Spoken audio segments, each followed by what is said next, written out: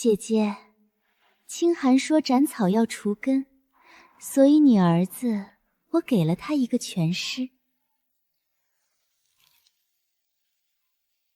哼哼，嫣儿，做得好。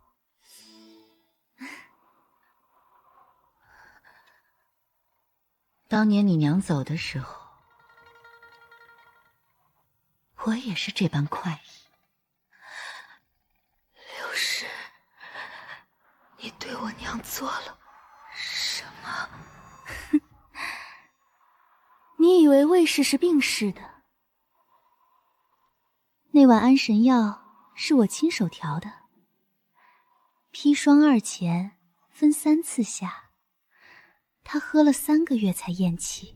你父亲一次都没来看过。我说他需要静养，他便信了。若有来世，我定要你们血债血偿。这一世，他失去了所有，爱人纵容庶妹欺辱他，他的孩子甚至娘亲都是不得善终。顾朝歌死死咬合齿关，剧烈的力道令牙根崩裂，鲜血从嘴角溢出，蜿蜒而下，血缓缓流入衣领，紧贴胸口的那枚母亲留下的玉佩，玉佩正渐渐发烫，泛起诡异的红光，意识正一点点被黑暗吞噬。柳氏还在说着什么，但顾朝歌已听不清了。门外呼啸的寒风愈加喧嚣，顾朝歌死在了20岁那年的寒冬。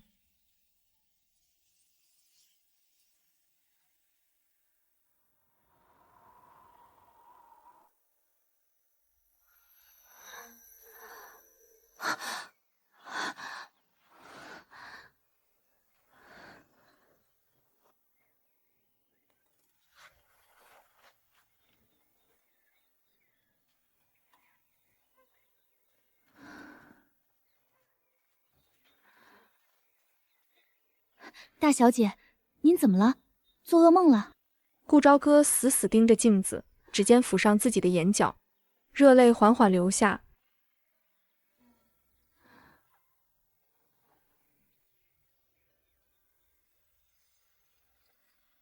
柳氏在他临死前那句话在耳边回响：那碗安神药是我亲手调的。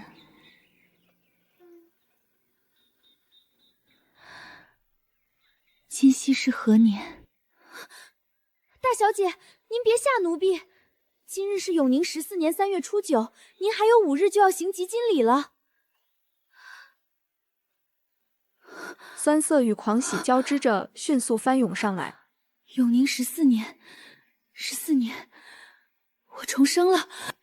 15岁，我竟然回到了极碧之前。今天是3月初9，距离极碧还有5日，距离前世我去世的时间还有5年，来得及，一切都还来得及。对了，小姐，柳夫人说小姐这几日精神不振，特意让人送了安神汤来，让小姐每日晨起喝1碗。前世我喝了3年，后来才知道这是慢性毒药。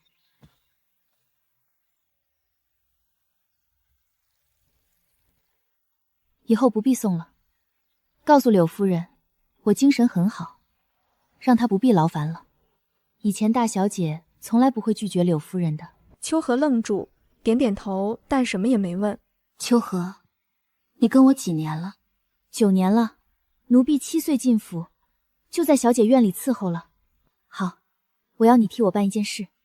如今我身边能信任的人只有你了，你去找我娘的陪嫁丫鬟赵嬷嬷，她被柳氏打发到城外庄子上好多年了，去查一件事，我娘她的死因。秋荷的瞳孔猛地一缩，随即跪直了身子。记着，这件事只能你我知道。柳氏那边一切照旧，不要让人起疑。奴婢明白。去吧。这方桂花手帕是母亲绣给她的最后一件东西。朝歌，桂花小但香。人活着不在声势大小，在于留不留得住那点香。前世我没留住任何东西，今生我要让该付出代价的人一个都跑不掉。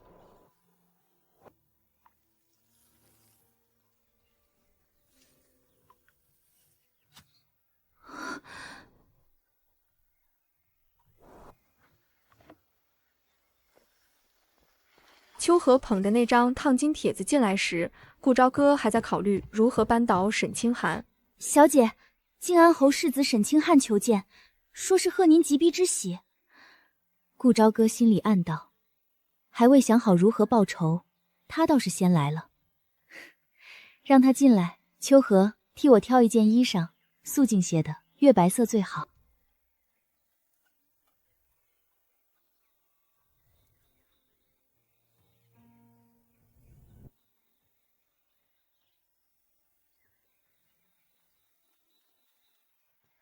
小姐，世子爷到门口了，还带了礼，请他进来吧。沈清寒踏入花厅，带来一阵松木香，像雪后松林的味道。前世顾朝歌闻了3年，后来每次闻到都想吐。顾大小姐，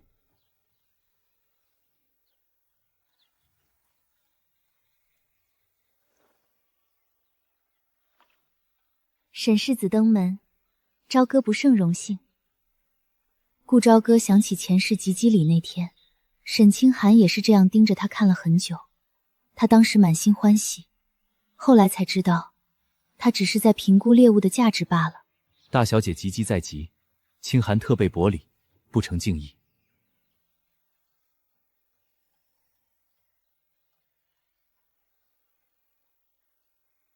赤金衔珠步摇，这只步摇他认得，前世沈清寒送过一模一样的，说是独一无二。后来他才知道，城南巧匠手里有订单底子，同样的步摇他一共订了4只，送过4个姑娘。世子厚爱，朝歌愧不敢当。大小姐喜欢便好，清寒还怕不合大小姐的眼。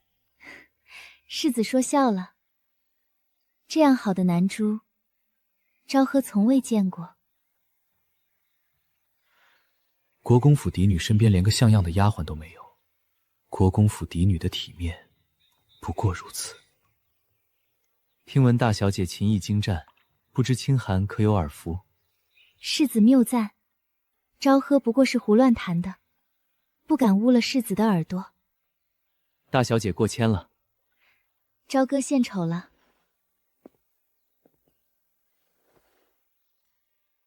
顾朝歌想起前世也为他弹过这支曲子。新婚夜，他听完只说了一句尚可，便起身去了书房。后来顾嫣儿入府，在顾朝歌面前耀武扬威，说沈清寒曾夸过嫣儿的琴才叫琴，他顾朝歌的不过是按谱出声罢了。一曲毕，顾朝歌背对着沈清寒，唇角勾起一抹嘲讽的笑容，转瞬即逝。大小姐的琴，比清寒听过的任何琴都动人。世子过奖了。大小姐可曾读过庄子？这是在试探我。太蠢了，拿不出手；太聪明了，不好拿捏。最好是中上之姿，懂些风雅，但不涉世事。幼时随先生粗读过几篇，只觉书中言语清阔，如沐风观云。别的深远道理，女儿家便不敢妄论了。不知大小姐平日都做些什么消遣？绣花、弹琴，偶尔读些诗词。大小姐，可曾想过以后如何？以后嫁为人妇，相夫教子。大小姐这样的女子，不该困在这方寸之地。他使劲压下心底的恶心。朝歌，听从父亲安排。沈清寒的笑容更深了，他要的就是这个答案，听话的，温顺的，容易摆布的。及笄礼上，清寒还有一份大礼相赠。什么大礼？届时便知。那个笑容里有一种笃定，笃定他会惊喜，会感动，会像他猎过的其他猎物一样，被他的皮囊和家世迷得神魂颠倒。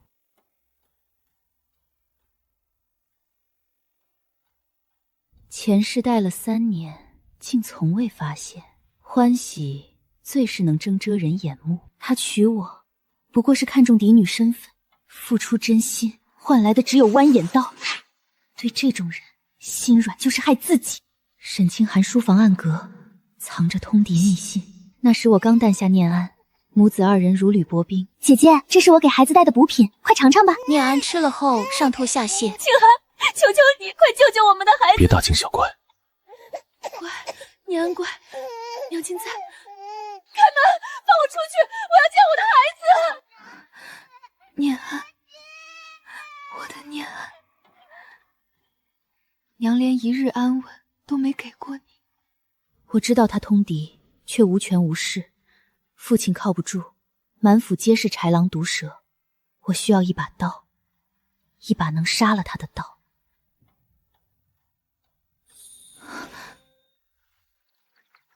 我怎么忘了他？没娘的野丫头，还当我盼当宝贝？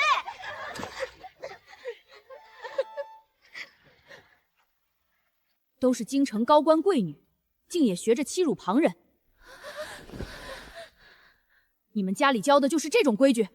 那日初见，小小的顾朝歌只记得太子殿下很凶，以至于之后每次看到他都躲得远远的。那些年，我竟怕了他这么久，怕他的冷脸，怕他的气势，怕他生人勿近。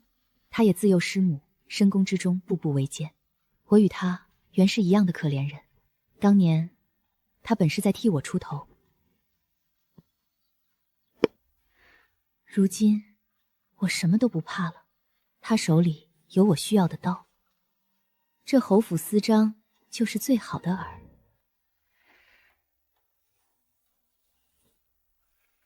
送到东宫，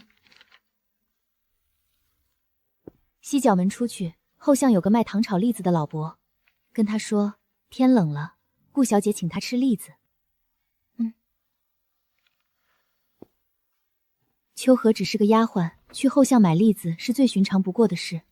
柳氏的人就算看见了也不会起疑。前世被软禁时，曾听送饭的婆子闲聊说漏了嘴，原来太子一直在追查安侯府通敌的案子。老张头是东宫的眼线，后来被世子抓了。今生老张头还在，那封信会送到该送到那人手上。小姐，醒醒，有人来了。月色清冷，桂花树下，那人着玄色便服，身量颀长。御花园那个少年的影子似乎重叠了，一样的站姿，一样的沉默，可似乎又有什么不一样，他说不出。顾大小姐好大的胆子，给东宫递信，只写一个陪字。你是怕别人不知道你在私通东宫？殿下若怕，就不会来。殿下，靖安侯府通敌，沈清寒负责接头，证据在侯府书房的暗阁里。你怎么知道？殿下不用管我怎么知道。这是沈清寒今日送来的拜帖，上面有靖安侯府的私章，殿下拿去和北边截获的密信比对，看是不是同一枚。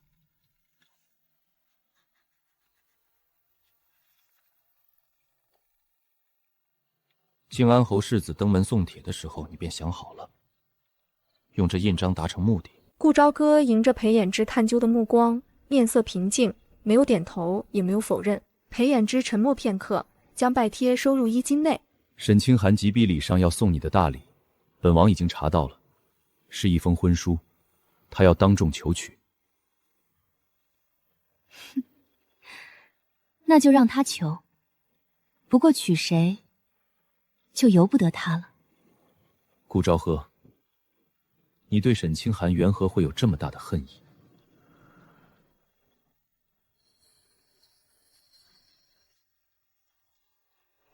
他沉默不答，垂在身侧的手慢慢握紧。不想说，那就不说吧。还需要本王做什么？殿下只需要做一件事，大婚那日准时到。对了，你娘的事，本王会替你查。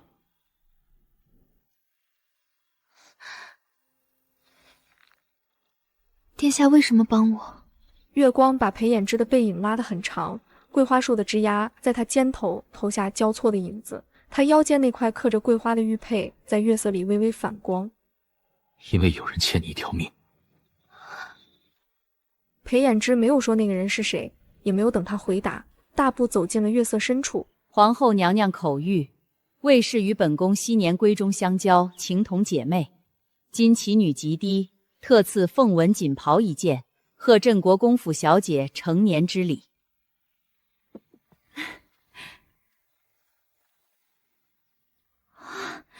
娘，这袍子也太华贵了。皇后只说赏镇国公府小姐，并未指名道姓是顾朝歌。嫣儿亦是国公府嫡女，若及避之日让她身着此袍谢恩，既成事实在前，皇后难道还会追回复访？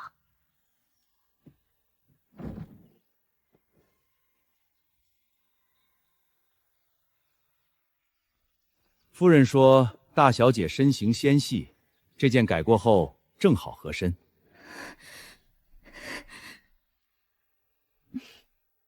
小姐，您看这袖口都磨出毛边了，腰线这儿也是歪的，针脚粗得像蜈蚣。柳氏也欺人太甚了。料子是多年前的旧行绸，洗过太多遍，原本的石青色已经褪得发白，腰线处确实动过，拆改的针孔在光下清晰可辨，像一排细密的旧伤疤。秋荷，把剪刀拿来。小姐，您这是做什么？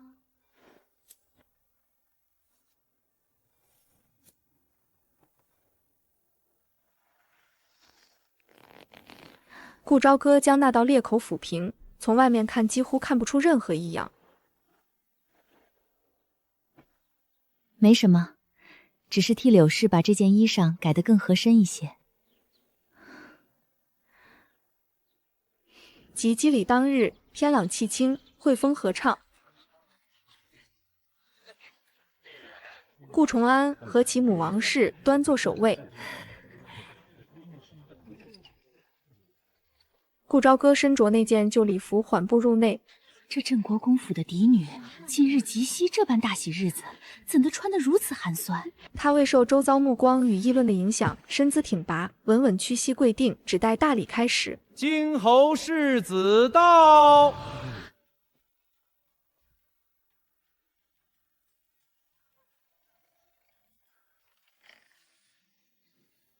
清寒仰慕顾下姐已久，今日当着诸位长辈之面，特求娶镇国公府嫡女顾朝歌为妻。沈清寒话音落下，众人面露错愕，柳氏手不由一抖。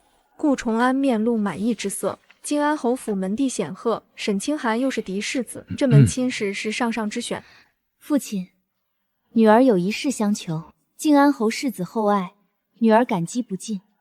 只是女儿身为嫡长女，母亲早逝，府中庶妹尚未议亲，女儿不能先于妹妹论及婚嫁。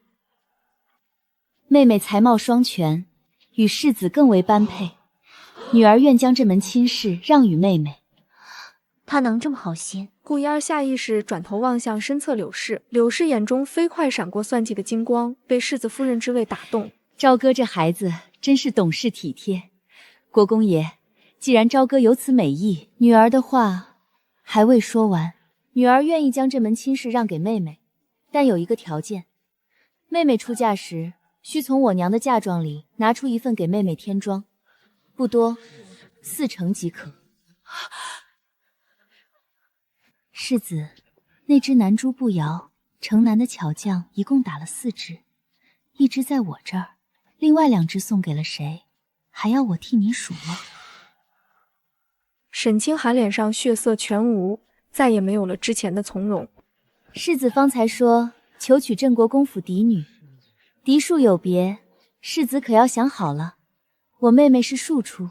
沈清寒微微眯起眼，心底暗觉今日之行失算，已然骑虎难下。当然，妹妹若嫁入侯府，便是世子夫人。只是日后旁人问起来，世子少不得要多解释一句，娶的是庶女，不是嫡女。世子不介意就好。顾一儿僵在原地，只觉难堪不已。世子的礼物，昭贺收下了。世子的心意，还是留给妹妹吧。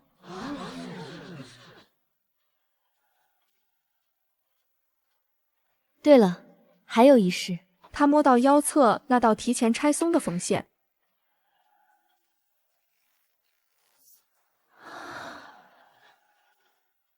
顾朝歌身穿凤纹锦袍，肩上的凤凰展翅欲飞，金线银丝在日光下流转，熠熠生辉。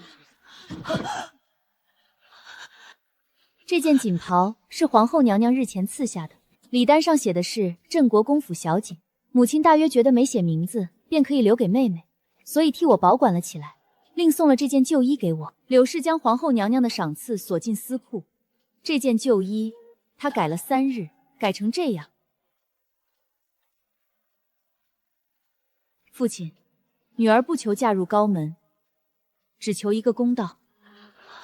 王氏闭目不语，顾重安脸色数变，只觉颜面尽失，满堂宾客的目光如针扎般落在他身上。柳氏，皇后娘娘的赏赐，你也敢私藏？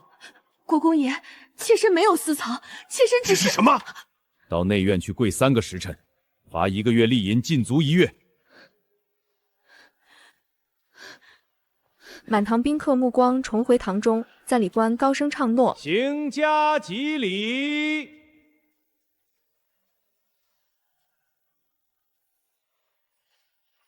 宾客们已纷纷收起轻视的目光，静待礼成。礼毕。你别得意，世子爷求娶的是你，你让给我，将来别后悔。妹妹，我送你的东西从来不后悔，只是怕你接不下。宴席结束后，顾朝歌回到自己的院子。小姐，太子殿下派人送了贺礼来，放在咱们院里了。什么贺礼？一盏灯，兔子灯，耳朵有点歪。没想到堂堂太子殿下还有如此童心。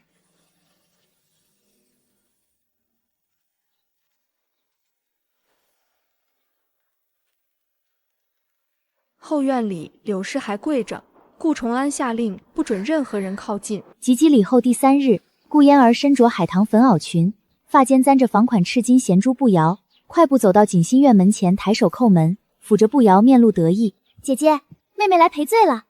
姐把世子子爷让给妹妹，妹妹感激还来不及呢。只是母亲说，姐姐帮我要的那4成嫁妆实在太多了，魏夫人的嫁妆这些年经营不善，账上没多少盈益。那妹妹觉得几成合适？母亲说1成。顾嫣儿眼里盛着掩饰不住的得意。好，就1成。姐姐，当真？当真。谢谢姐姐，世子爷说过几日就来下嫔。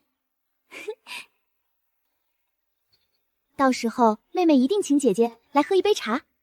一定。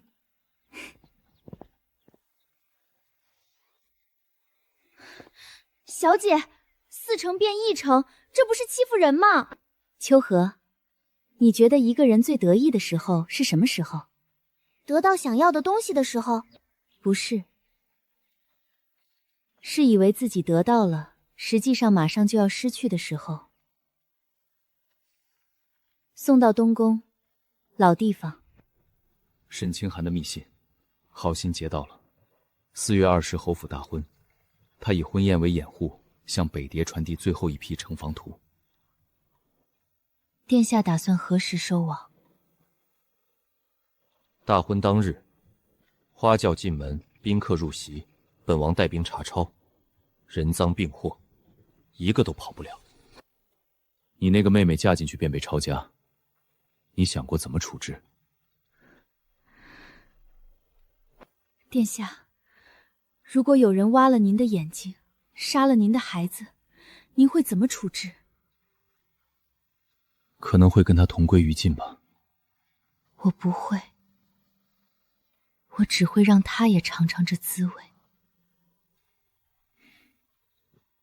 顾朝歌，本王很庆幸是你的盟友。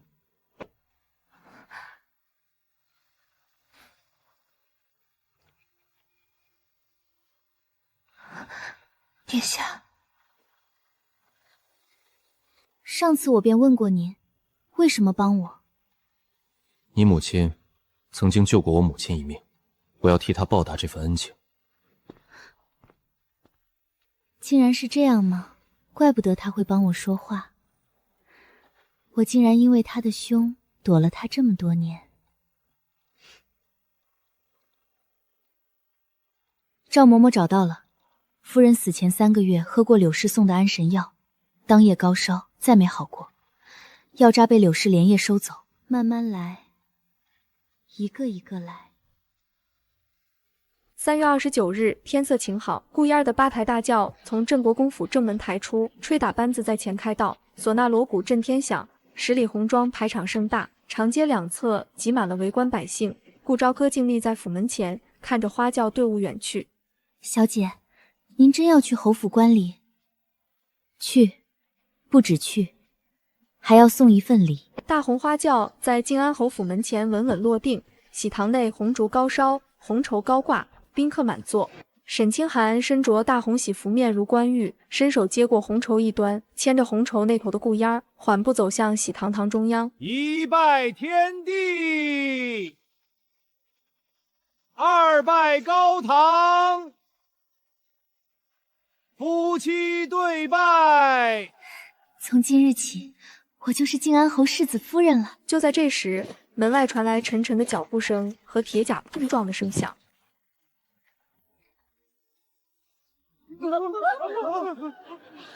靖安侯府通敌卖国，证据确凿，奉旨抄家。奉旨抄家。不可能！请各位移步。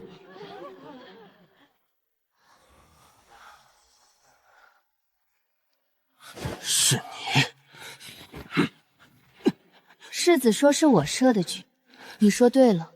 你书房暗格在书架后面，今日你要借婚宴送城防图，接头人他等不到你了。沈清寒浑身止不住的颤抖，嘴唇哆嗦着，一个字也说不出来。黑甲军将放弃抵抗的沈清寒押走。顾嫣儿看着走近的顾朝歌，泪水染花了妆容。是你害我！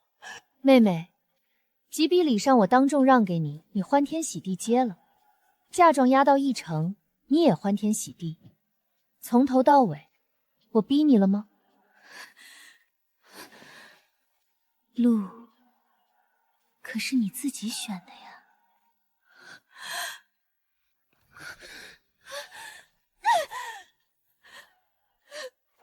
姐姐救我！我不要去大牢！妹妹，曾经也有一个人这样求过你。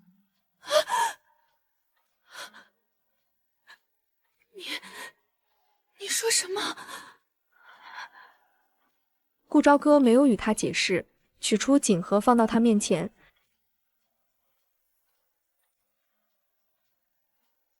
新婚贺礼，这支步摇，沈清寒一共送了4个姑娘。城南巧匠手里有订单底子，要不要我拿来给你看？不过现在看不看也不重要了。妹妹，好好收着。大牢里日子长，总需要些东西来念想。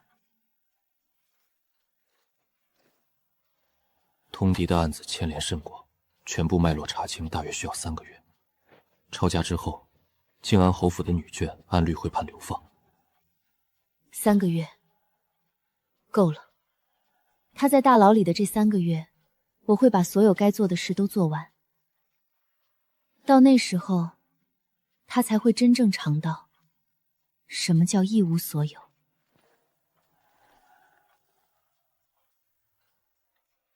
现在本王觉得，庆幸不是你的敌人。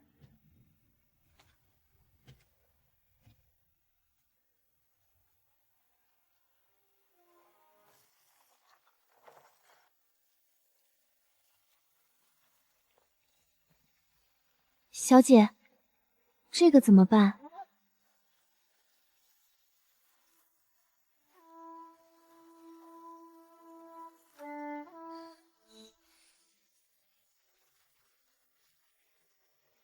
走吧，回顾府。还有很多人等着我一个个清算。柳氏闯进锦心院时，天色刚暗下来。是你勾结太子害了嫣儿！姨娘说什么？朝和听不懂。听不懂？那日吉华礼上，你假意让婚，就是为了把嫣儿往火坑里推。你早就知道靖安侯府要倒。姨娘，婚事我让给他的时候，你也在场，笑得可比谁都开心。您说是不是？接下来的日子，柳氏像疯了一样四处奔走求人。国公爷，求您救救嫣儿吧！顾重安怕被连累闭门不见，王氏只一句推脱：老身年纪大了，管不了这么多了。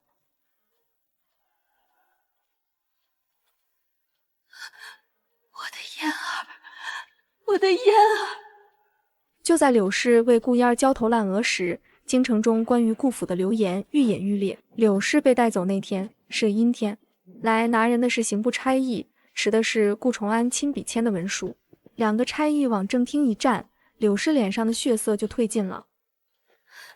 国公爷，妾身冤枉，妾身伺候您10年，没有功劳也有苦劳，嫣儿还在大牢里，您不能10来年枕边人，顾重安面露不忍，但皇后刺袍被私藏的事，这1个月来早已传遍京城。你若是冤枉的，刑部自会还你清白。你不能这样对我！柳氏的哭嚎声从正厅一路响到府门口，像一把钝刀反复割在石头上。小姐，柳氏被刑部带走了。小姐，柳氏被刑部带走了。知道了。小姐不去看看？看他做什么？他哭他的，我绣我的。当日，顾朝歌亲自去庄子上接赵嬷嬷，马车穿过半个京城。老奴以为这辈子再也等不到这一天了。赵嬷嬷昂首挺胸，腰板挺得笔直，一步一步稳稳走进朱红大门。这一天，她足足等了10年。嬷嬷，您先住我院里，等事情了了，我给您养老。大小姐，夫人若是在天有灵。嬷嬷，不急，这才刚开始。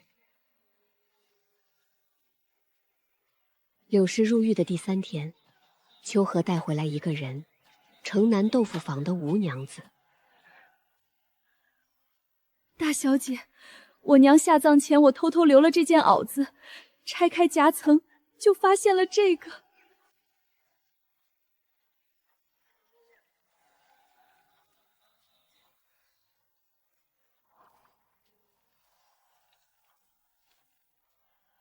你娘出殡那天，柳氏来了吗？来了，看了一眼就走了。我追出去被推倒，她头都没回。我等了10年，就想有人替我问一句，我娘到底是怎么死的？这张方子你藏了10年，现在把它交给我，你娘的冤屈我替她伸。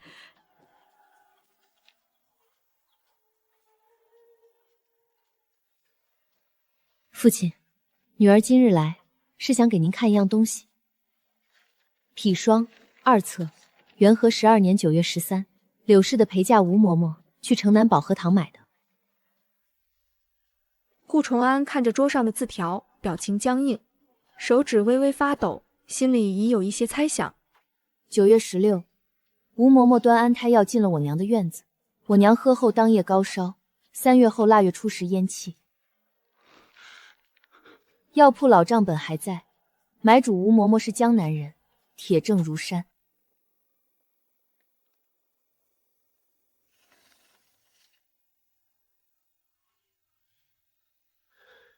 来人，把柳氏从刑部提回来，我要亲自问他。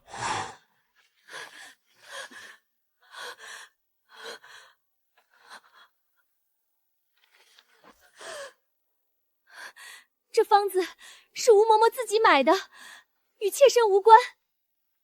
吴嬷嬷是你的陪嫁嬷嬷，她买砒霜做什么？是你，一定是你陷害我！住口！父亲，还有一件事，吴嬷嬷死后，柳姨娘对外说她是疾病，但俶作验过，吴嬷嬷的喉骨是碎的，她是被勒死的。柳姨娘让她去买砒霜，买完就把她灭了口。周嬷嬷已经招了。元和12年9月初4，祖母让她去给柳姨娘传话，传的是什么话，姨娘自己最清楚。他都说了，说祖母告诉他，卫氏发现了田产转移的事，不能留了。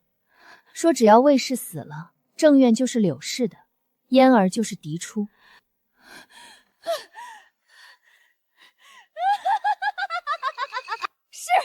是我下的毒，可那又怎样？他卫氏占着正院10年，占着嫁妆10年，占着国公爷的旧情10年。他活着，我永远是妾，嫣儿永远是庶出。他死了，我才活得像个人。所以你就杀了他？我杀他，我是帮他解脱。他活着也是受罪，国公爷不去看他，老夫人搓磨他，满府的下人看人下菜兵。他病成那样，连一碗热粥都没人端。我送他走，他该谢我。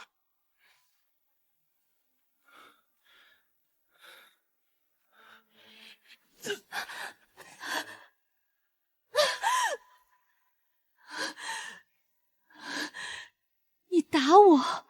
带下去。赐馔酒。是。顾崇安，我伺候你10年，你就这么对我？父亲，我娘死的那天，外面下着大雪，她握着我的手想说什么，却发不出声。她那时才23岁。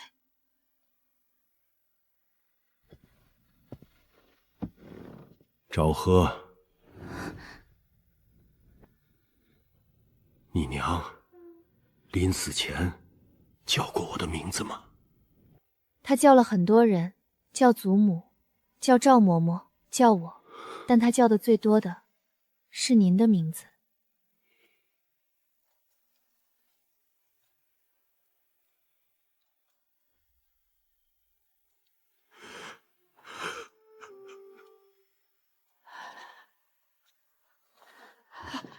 大小姐，柳氏她赐鸩酒，让她自己尝尝那碗药的味道。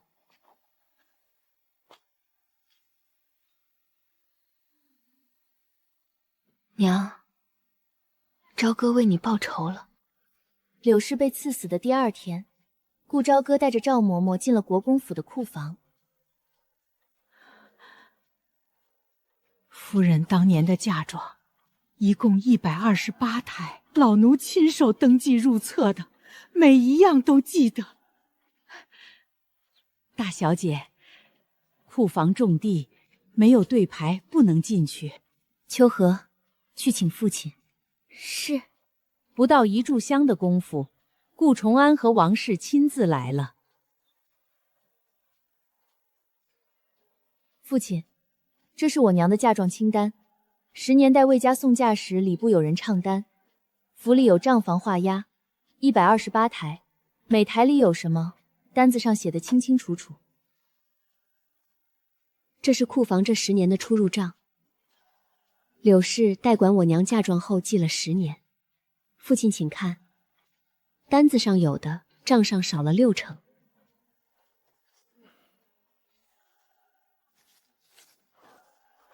这几件，赤金蕾丝凤簪1对。点翠嵌宝花钿1套，羊羽玉镯4只。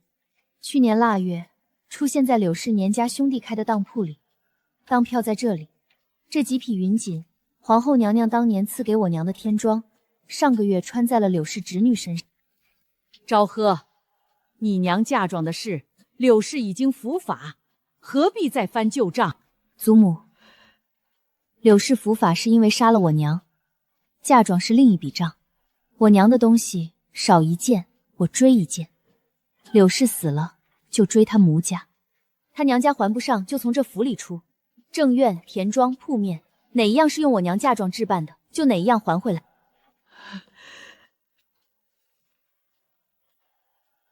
照单子查，少了的从宫中补。128台嫁妆，现存不足40%。赤金蕾丝凤簪一对，缺失。清点完毕，顾朝歌扶着赵嬷嬷走出库房。大小姐，夫人若是在天有灵，今日也该瞑目了。不，嬷嬷，这才刚开始。4月，何府上下开始忙着祭祖事宜。王氏院里的周嬷嬷被拿住了，不是刑部的人，是顾朝歌亲自带人堵的。祖母，周嬷嬷涉嫌伙同柳氏谋害我娘，那日柳氏已经招了，孙女要把她带走问话。祖母若是拦着，便是同谋；若是不拦，孙女这就把人带走了。老夫人说，要问就在这儿问。元和12年9月初4，你从王氏院里出来，去了柳氏的屋子。你跟柳氏说了什么10多年前的事，老奴记不清了。那我帮你记。这是赵嬷嬷的证词。9月初4，她亲眼看见你从王氏院里出来，脚步匆匆进了柳氏的院子。第2天，柳氏是端来了安神药。第3天，我娘开始吐血。这是吴娘子教出来的药方。9月13，柳氏让吴嬷嬷去买砒霜，我还可以去请父亲来，让他亲自问你，当年王氏转移田产被我娘发现，是谁去给柳氏递的话？是谁说魏氏不能留了？大小姐，老奴说是老夫人让老奴去的。她说：“住口！你这刁奴竟敢攀咬主子！”祖母，周嬷嬷还没说完。她胡说八道。那就更该让她说完了。你说完了，是真是假，自有人断。祖母是心虚，才会让她住口吧。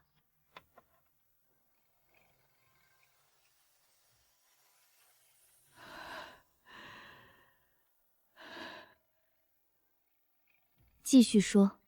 老夫人说魏氏发现了她私下转移田产和放印子钱的事，所以让老奴去找柳氏，让柳氏想办法解决魏氏。只要魏氏没了，主母的位置就是柳氏的，嫣儿自然也是帝女。祖母，您听见了。元和12年8月，祖母将东郊田庄转移到王家舅爷名下，还私自放印子钱。我娘发现以后去问祖母。9月初4，祖母让周嬷嬷给柳氏传话。9月16，柳氏端来安神药。腊月初10，我娘咽口。父亲，害死我娘的凶手有2个，一个是下毒的柳氏，另一个便是祖母。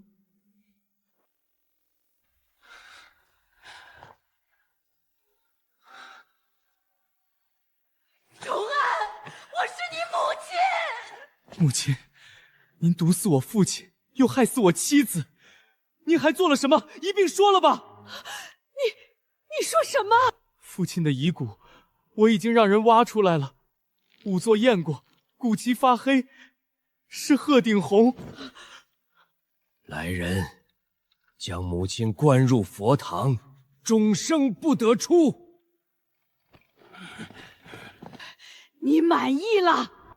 祖母，我娘临死前1个月，您去看过她一次，她拉着您的手叫了一声娘，您当时心里在想什么？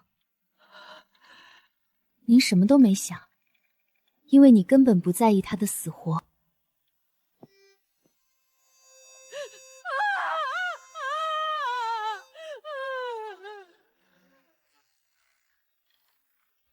王氏被关后，顾朝歌拿着一幅画来到顾崇安的书房。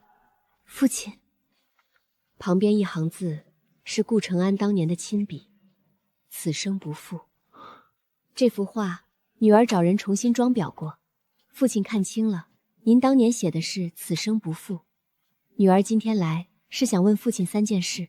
第1件，我娘临死前3个月，您一次都没去看过她。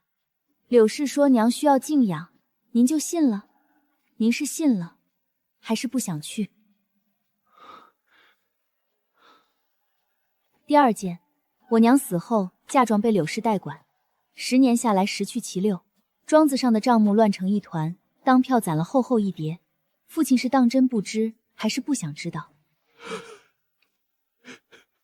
第3件，我娘宴起那天，外面下着大雪，她握着我的手，嘴一直在动，像要说什么，可她说不出来了。她才23岁。父亲，这10年您梦见过她吗？昭和，为父。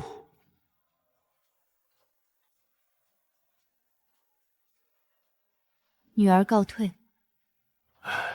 这幅画留下吧。10年来，顾崇安去卫氏坟前悼念的次数屈指可数。王氏被关后，他破天荒提出要和顾昭言一起去祭拜。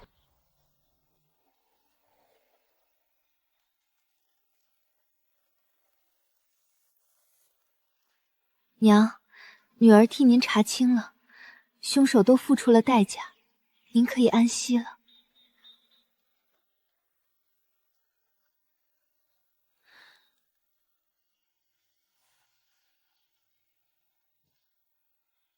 父亲，女儿有一件事想问您。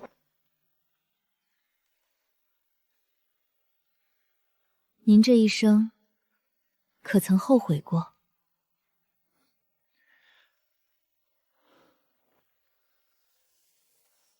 我娘是尚书独女，当年京城数1数2的贵女。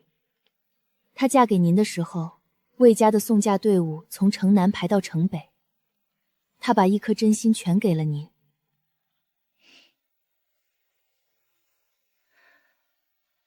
您是怎么待她的？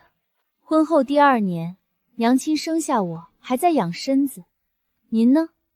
转头在府外养了外室，祖母搓磨她，您不管；外室抬进门，样样压她一头，您还是不管。她病成那样，您在柳氏院里喝酒，像有千言万语堵在喉咙里，却一个字也说不出来。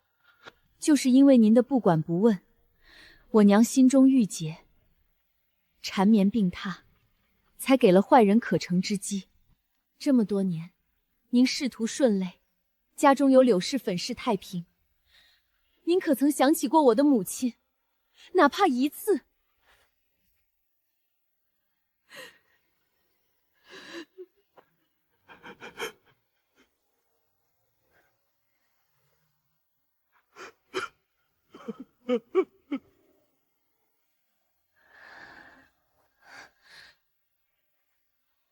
这些话，您留着跟我娘说吧。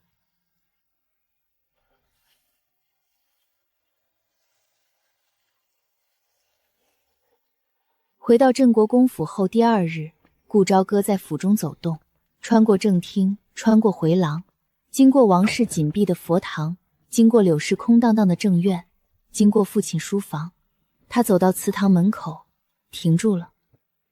秋荷，去请族谱和族中长老。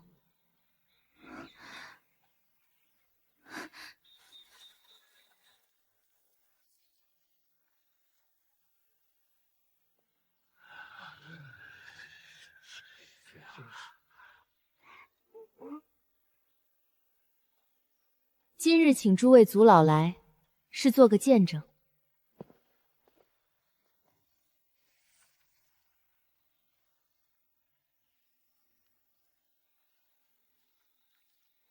朝歌，你要做什么？父亲看不出来吗？女儿在替自己证明。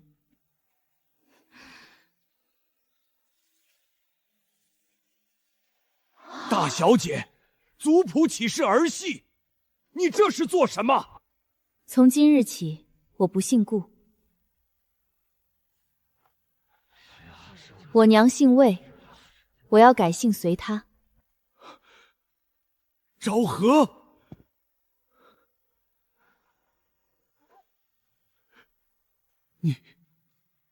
你就算愿为父，也不必。父亲，女儿替娘讨的账讨完了，顾家的家业女儿一分不要，娘的嫁妆追回来的部分，请父亲折成银票给女儿，剩下的就留在顾家，算是女儿替娘还了这10年的养育之恩。朝贺，为父知道对不住你娘，对不住你，可为父已经什么？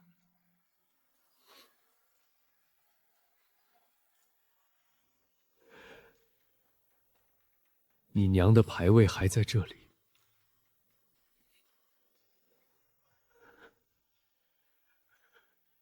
父亲，女儿不是要断绝关系，娘的牌位在顾家祠堂里，女儿逢年过节会来上香，但女儿的名字不写在顾家的族谱上了。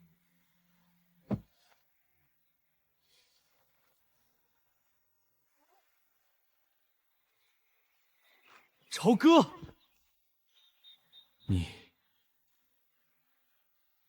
你当真不肯原谅为父？父亲，10年前我娘病重的时候，女儿跪在这祠堂门口求祖父的牌位保佑她。女儿跪了一整夜，膝盖磨出了血。您在哪儿？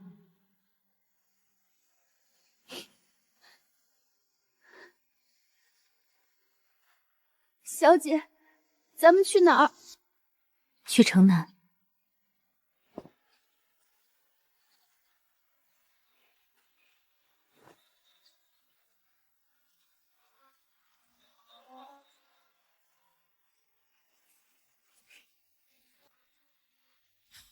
1个月后，城南柳巷尽头，一家绣坊悄然开张，匾额上4个字：魏氏绣坊。字是顾朝歌亲手写的，不，现在该叫魏朝歌了。开张那天没有请客，没有放遍烛，只是挂上一块写了收徒2字的木牌。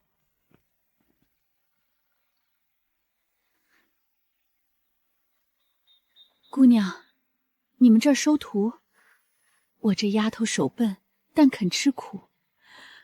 我不要工钱，只求她学门手艺，将来别像我一样。你叫什么？招娣。我会照顾好招娣的，你放心。想学谢画吗？好，那就留下。招娣是第1个，第2个、第3个也陆续来了，都是城南穷人家的女儿，有寡妇带的，有自己找上门的，有被家里人送来说关口饭吃就行的。魏朝歌来者不拒，他把魏氏的绣样一幅幅画出来，教他们认针法、分丝线、配色。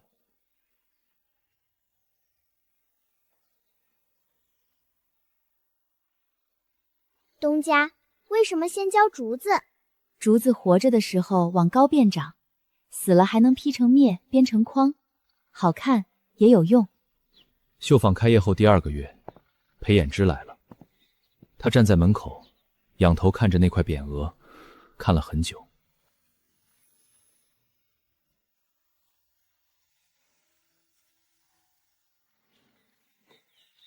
殿下站在门口做什么？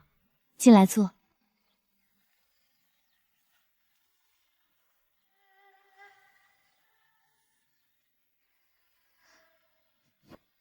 本王听说，你把你爹给的银子全投进这间绣坊了。不给自己留点？留了，够吃饭。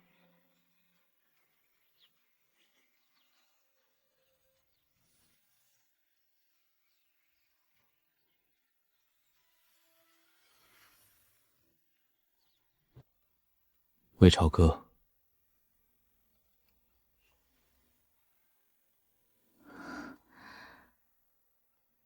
你以后有什么打算？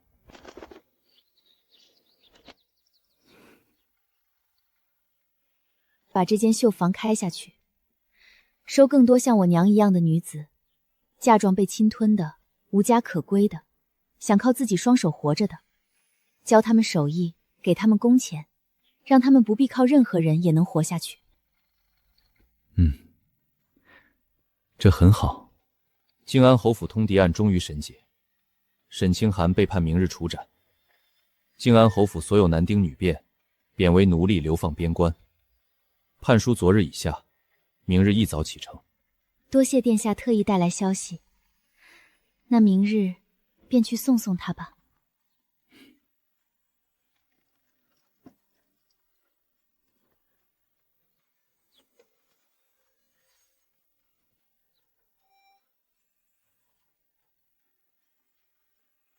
为什么是兔子？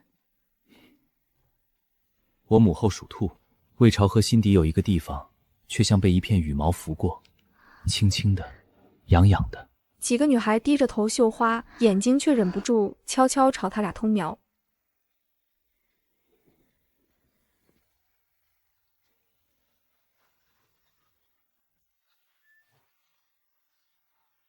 晋国公府流放一共57口人，顾嫣儿在牢里关足了3个月，人瘦了一半，嘴唇干裂，眼眶深陷，早已不复当初的靓丽招摇。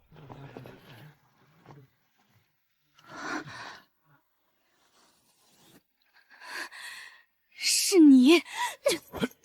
松手点，老实点。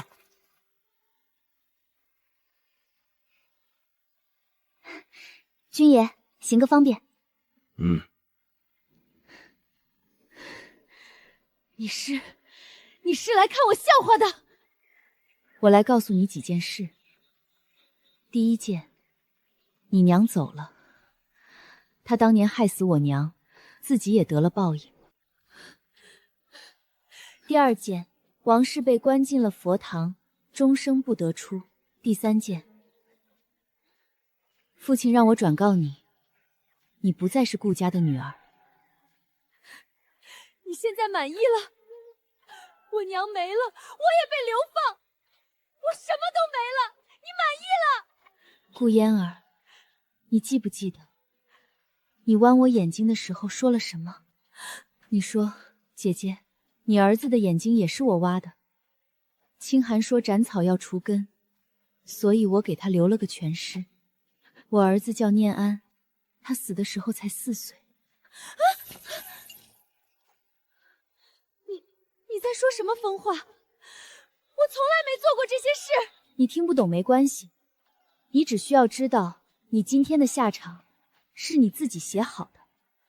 从你第一次往我儿子碗里下药开始，从你第一次在沈清寒耳边说姐姐留不得开始，此去流放3000里，路途遥远，我可怜的妹妹不知道能不能经得住这一路风霜。顾朝歌说完，转身离去，他脸上却没有报了仇的喜悦，只剩下无尽的悲伤蔓延。走！寒风灌进囚服，刺骨冷意让顾嫣儿浑身发抖。就在这时，魏朝歌那些他听不懂的疯话突然在他脑海里轰然炸开，眼前的一切骤然模糊。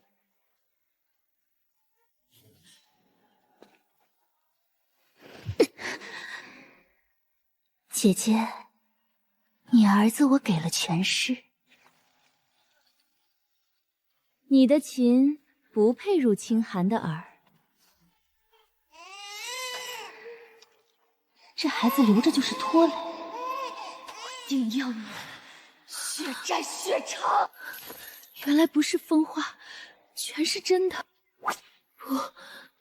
不可能，他都记得，他全都记得。你今天的下场是你自己写好的，可一切早已晚了。魏氏绣坊的桂花开了，不是原先顾府院子里那棵，是魏超科3年前亲手种在绣坊门口的一株桂花树苗，如今已经长到屋檐高，满树金黄，香气溢满了半条巷子。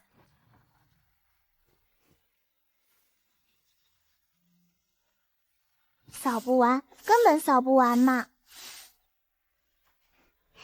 招娣已经能独立绣一整幅屏风了。当初那批女孩里有几个出了师，去别的绣坊做了教习师傅。新来的女孩们管魏朝歌叫东家，管招娣叫招娣姐。东家，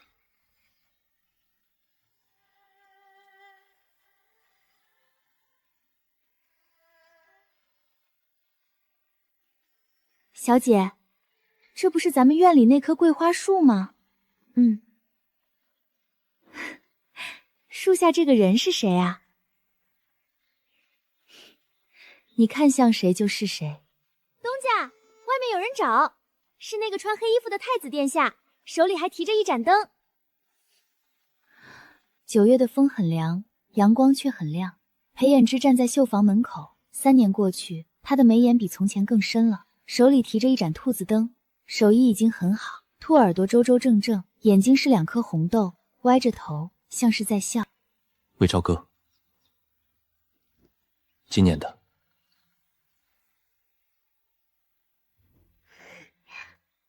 殿下每年都来城南送灯，满京城都在猜，太子殿下是不是在城南养了个外室？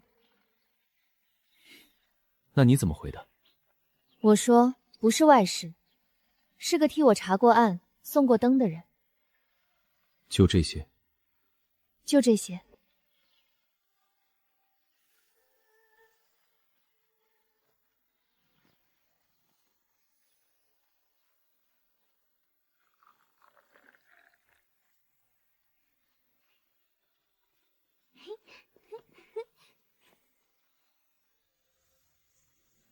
魏朝歌，你相信人会重生吗？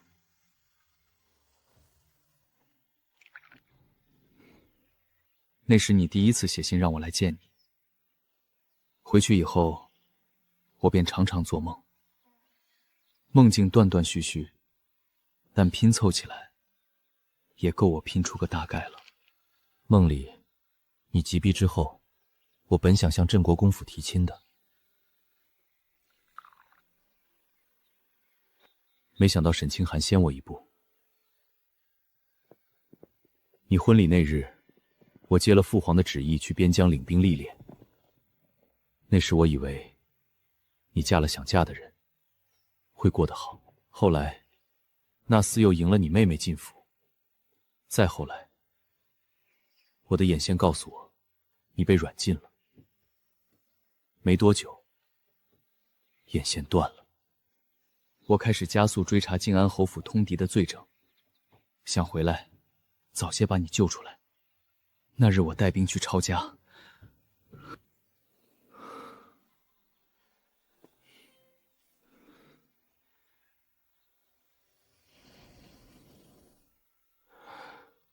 我找到你的时候，只看到你已冰冷的尸体。魏昭鹤的脑子像被什么东西轻轻撞了一下，一片空白。什么叫他本想向他提亲？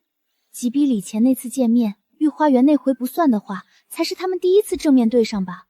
这么多年他一直躲着他，他喜欢他，何时的事？为何要向我提亲？殿下对我有意，何时的事？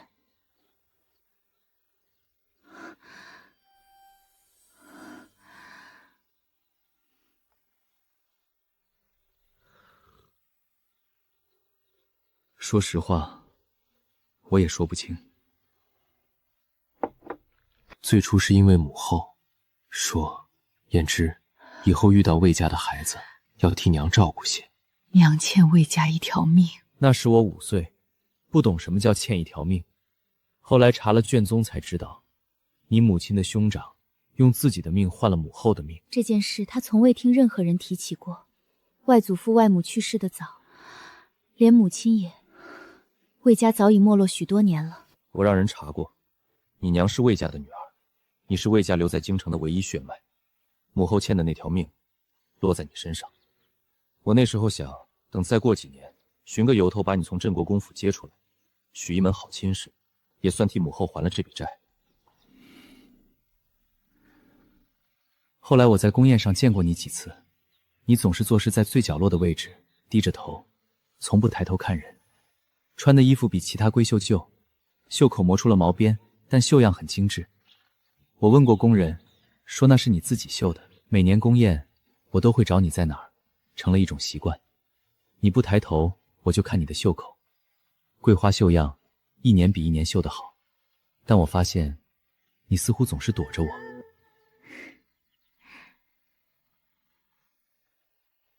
有一年你没来，我问了，说是你病了。后来眼线汇报，是你姨娘将你罚跪在雪地里，跪了一整夜，膝盖冻伤了。本王在书房里坐了很久，最后什么都没做。不是不想，是没有立场。哪一次？什么？你什么时候发现自己不是替母后还债，而是自己心意的？有一次宫宴，你终于抬头了，不是看我，是看窗外那棵桂花树。你看了很久，然后笑了一下，很轻，像怕被人发现似的。本王那天回东宫，让人在院子里种了一棵桂花树。那是你几岁的时候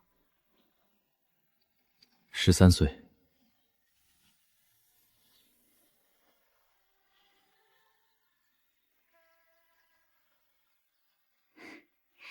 殿下的桂花树种活了吗？活了，每年都开满树。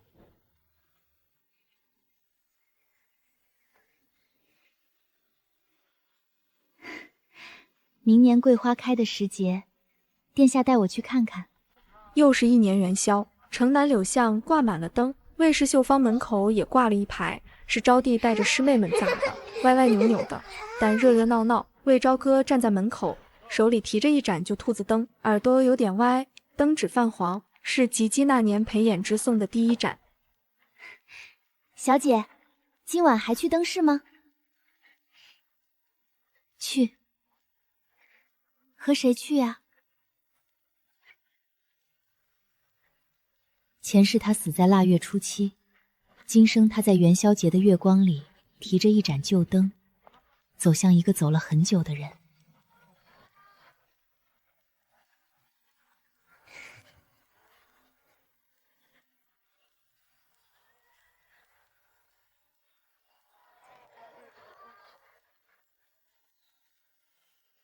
桂花已经落尽了，但明年还会开，日子还长，不急。